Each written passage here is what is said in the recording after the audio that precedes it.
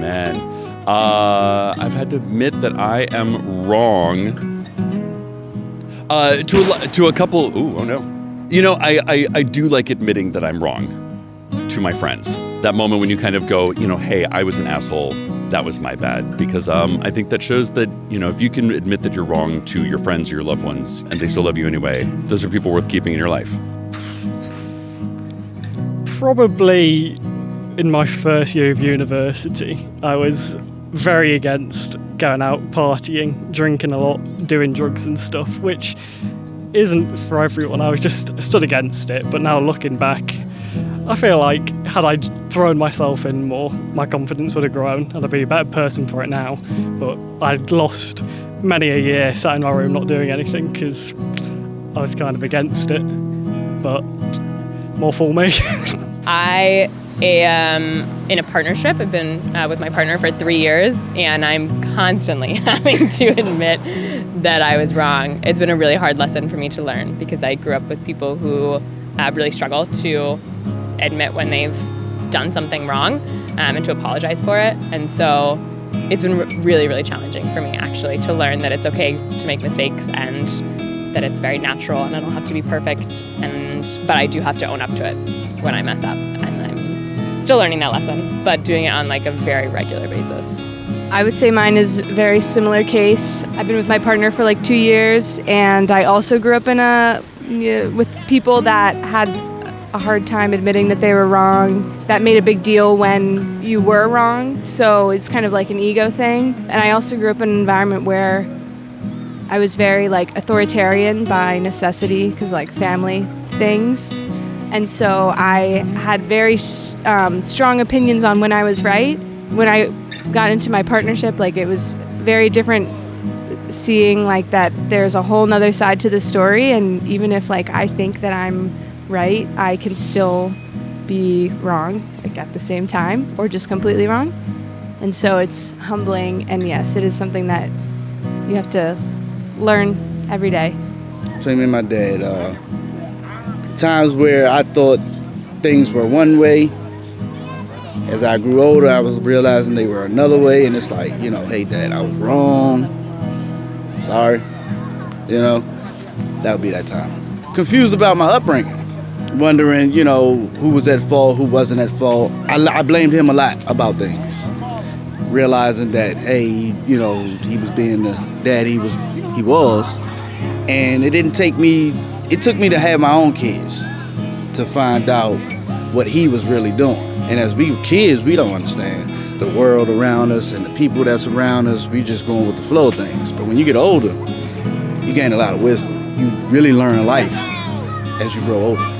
So. My husband would tell me on any given day that I was wrong. Or my children would tell me that I was wrong. And I think when I think back of decisions that I made with them, I would do things differently sometimes. Not anything huge and major, but I would just make some small changes. I probably would have been a lot more patient, and I would have taken a lot more time to enjoy them when they were little.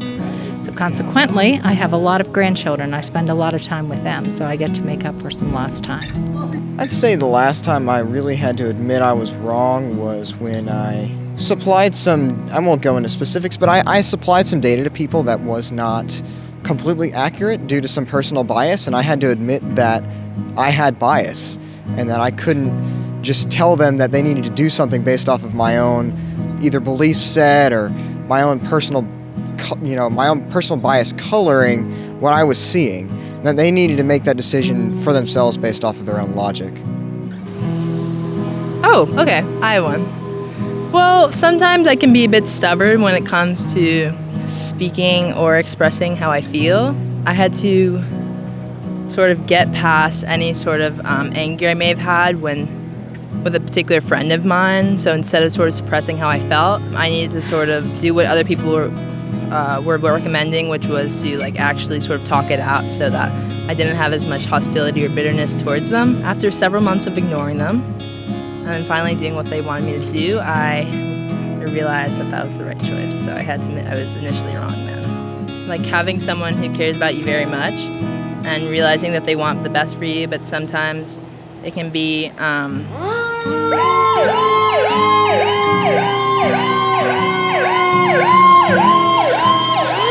Okay, so if someone wants the best for you, sometimes, or in my experience, my friend was sort of pushing me to do things that I necessarily didn't want to do, and in the end, I had to sort of break away and decide that this is not what I want to do, and so I'm not going to base my importance or value based on what other people want me to do and sort of how successful I am at accomplishing those particular things. So that was my dad, that person. This is a long time ago, but my mom, she obviously knows better than me, and she was like, hey, this person's not your friend. And I was like, Mom, no, she is, it'll be fine. And then she was right. She was right. We don't really talk anymore because, my mom was right about it. It's just we kind of grew apart, but she also, there's some things that happened that, yeah. Growing up, I think I was very prideful, even with my mom. So learning that she is just human and did the best that she could. And even though we were both prideful, being the first person to actually admit to it and grow our relationship has been the best. I had to admit I was wrong when I had to tell my family that I indeed had, a drinking problem. They fought me on it for a long, long time, and I was like, no, I'm just young, it's normal, it's what we do. And becoming sober as of lately, I realized I had to tell a lot of people I'm sorry. Do I open this can of worms is the question.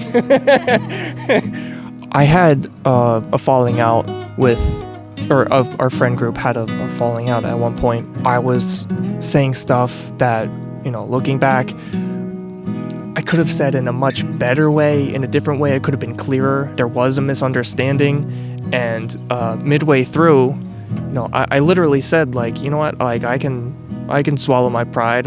I'm sorry, I didn't mean for it to come across this way, and we were butting heads, so it was really hard for me to apologize. But I did stop and been like, you know what, and there is this miscommunication here. I'm sorry. Hopefully that answers it enough.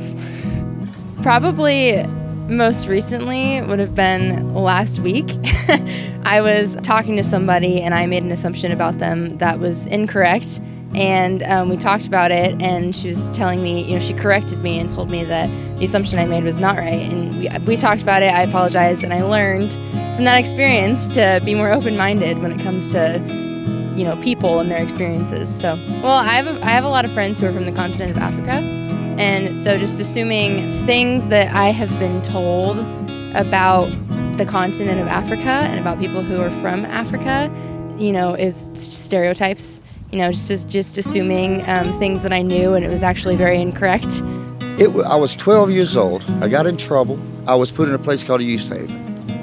And then when I got in youth haven, I met those people that I needed when I was a little bit younger to support me like they did and teach me good ways to go. And I had a couple people, John Bowles, John Trent. Well, anyway, he would tell me, he was the one that would get to me, because he would just say, Alec, what are you doing? You better than this. You act like that and I don't understand it. He'd just let me know. But he would also then, he'd pat me on the back and say, hey, Alvin, man, you're a good guy. You're a good boy, man. Just keep thinking. Really, I think it was somewhere in there around John Bowles, because, he taught me to face things and not quit trying to deny everything, because I was a denier. And so I stopped. I slowly got better at it. And I'd slip and slide back and forth, I'd do it and maintain it, and I'd fall back and then be stupid again. Now, I've learned, and all these things come back. John Bowles taught me a lot, and that's when I admitted I was wrong. And I just didn't stop, because we're never always right. So we say what we say, not in vain, but according to our spirit and according to our minds and the things that we were influenced by.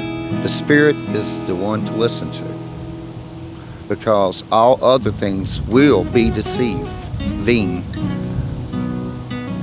the whole world. Oh my goodness, there's many. I worked in a job, I was there for 25 years. It became an obsession to climb and climb and climb. And after 25 years to realize that you've done it wrong, that's not what's important, to walk away was hard. But it's the greatest decision that I've made. So at the time, it was very hard to admit the lifestyle that I had chosen, what I was doing. It wasn't what I was supposed to be doing. So I would say that would be my top one.